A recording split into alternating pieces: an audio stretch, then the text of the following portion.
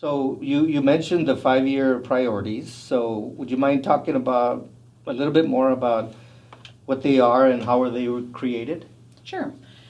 So we kind of refer to them as our roadmap. We started to do community outreach back in 2019, kind of hear from the community, what do you want to see? You know, that was after we had already made budget cuts and the community was really feeling the impact of those. So we sought their input. We held a variety of community meetings, council committee meetings to refine those more. We did a community survey to again refine them further, kind of get down to what do they really want. We can't do everything. We had more public meetings, and the council ultimately adopted 5-year priorities. And within those 5-year priorities, which have now actually been extended to 7 due to many of the the bonding litigation, inflation, supply chain issues. So there's 7-year priorities, but within them there's 5 categories, and each of the categories have 5 priorities. So there's public safety, quality of life, infrastructure, organizational effectiveness, and economic development. And like I said, within each of those, there's 5, so a total of 25 priorities. And I was taking notes, and I even printed the 5-year priorities and everything, and because again, the whole purpose of this podcast is to inform the people, let them know what's going on and everything, but it's also up to the public to inform themselves, right? So, and in the 5-year priorities, that had a lot to do with community input, right? Correct. As you were stating. Right. So they have a say in all this as well, right? Yeah, many places to engage. I mean, clearly we can't do everything, so I don't think everyone feels that way that they had a say, but we heard and we took that input in, and ultimately things have to be refined because you can't have 100 priorities. That means you have no priorities. Right, exactly. So there are 5 main categories within the priorities. So let's talk a little bit more about them. So I want you to go through each category in a bit more detail. Okay. So our budget itself that will be presented will have a very detailed write-up on each of the 5, actually all 25 of the priorities that are there. So I'll highlight just a few here. So within public safety, and clearly paramount to every community. I mean, that is always important to have that. And we have, we do updates at City Council. So the fire department just did an update on that. And so they can go back and watch the March one to get a lot of detail. But clearly when you need fire, they're there. I mean, we had the huge Sunkist plant fire not very long ago. They do their job. They show up, they coordinate within that. I mean, it is amazing that we did not have loss of life, damage really to property in and around that space. Within the police department as well, I'll say they do annual updates to City Council as well, and there will be an article coming out related to crime stats.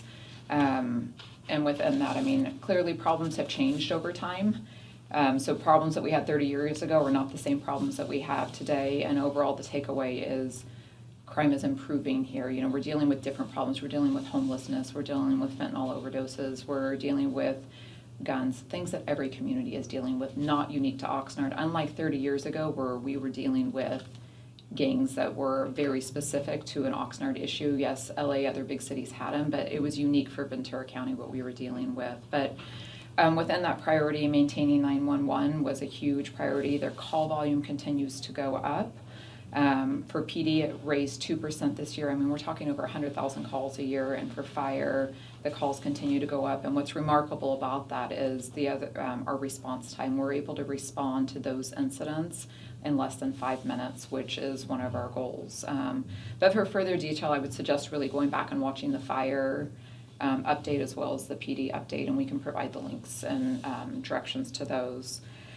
Within economic development, one of the other priorities, I'll just highlight 2 things within that priority. So one, the 4th Street renovation, and really what that is a project that council prioritized to connect the transit center to downtown to help that pedestrian connectivity, to make it safer. We've started the design phase for that, so that's at least underway. Really want to continue to concentrate on downtown and hopefully getting our first public project at least out of the ground. There's a lot of private development happening downtown. I mean, you can see not only the navigation center that's gone up downtown, but a lot of other private units that are coming in. So that's great. We need people to live downtown, and that 4th Street investment will really connect those people to public transit options and safe walkability in downtown.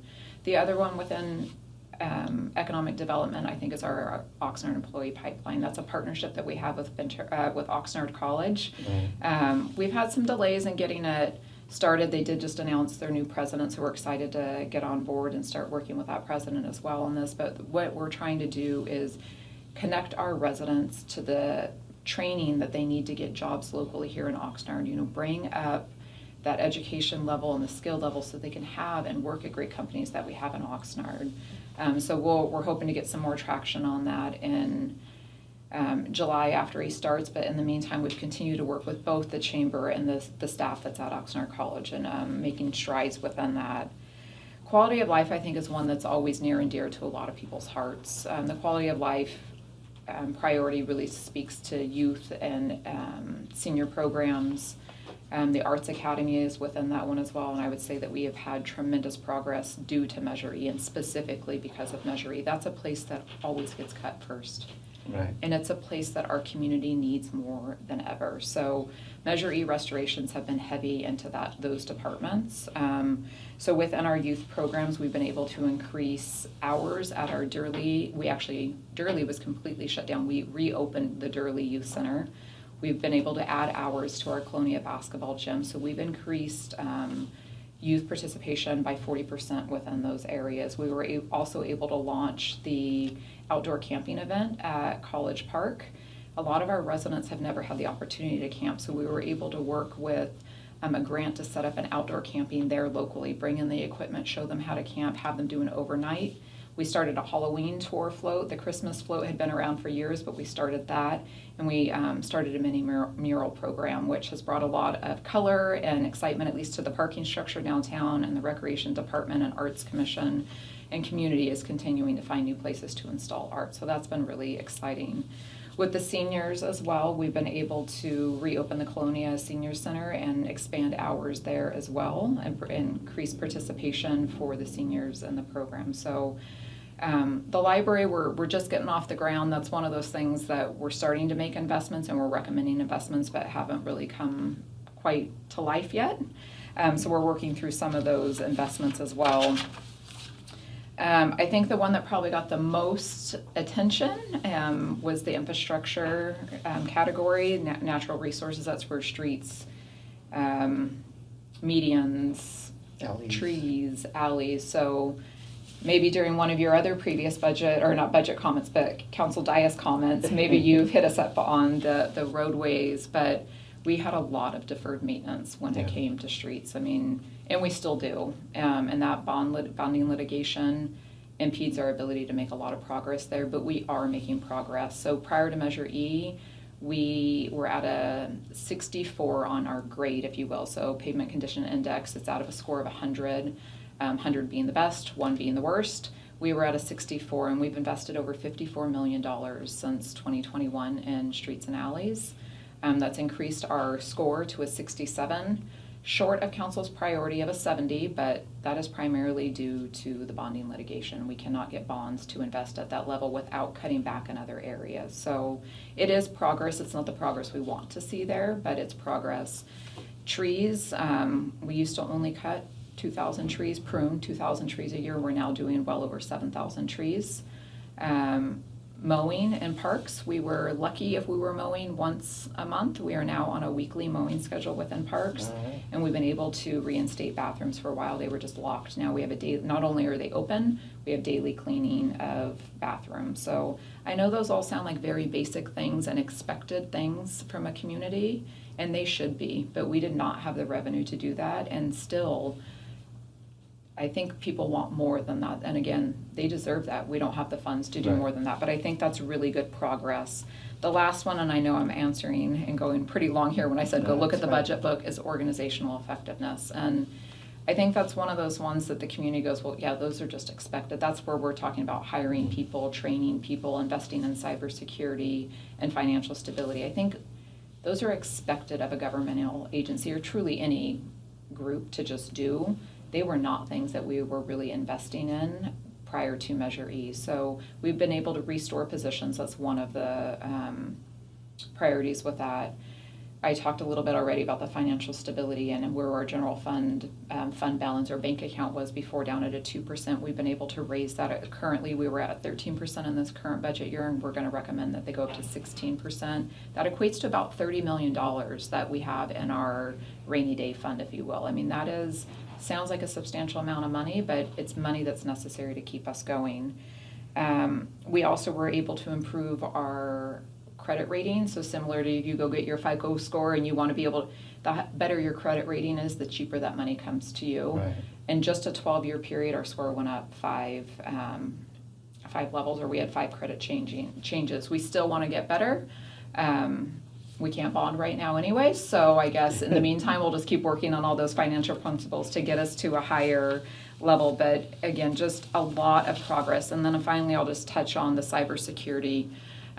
IT has been underfunded for years, and since the passage of Measure E, we have made a lot of efforts of restoring funding to them and funding them at a level to protect, our brain, if you will, within the city. If our computer system gets hacked, everybody's information gets hacked. Your information gets hacked. Wait, what?